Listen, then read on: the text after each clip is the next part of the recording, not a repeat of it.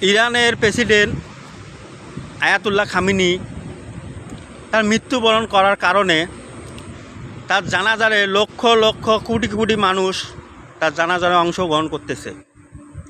আমাদেরও মনটা চায় তার জানাজারে অংশগ্রহণ করার জন্য, তবে দুর্ভাগ্য আমরা যেতে পারবো না। আমাদের বাংলাদেশের স্পিকার সাহেব স্যারকে অনেক অনেক ধন্যবাদ, অভিনন্দন তার জানাজারে অংশগ্রহণ করার জন্য।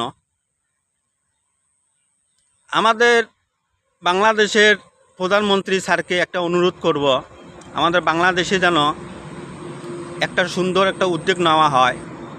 আয়াতুল্লাহ খামেনির জন্য একটা জানাজারের সুন্দর একটা উদ্যোগ নিলে আমি মনে করি খুব ভালো হবে। সবাই ওই জানাজারে আমাদের বাংলাদেশের লোক অংশগ্রহণ করতে পারবে। ধন্যবাদ জানাই। এই ভিডিওটা সবার মাঝে ছড়িয়ে দিবেন, শেয়ার করবেন।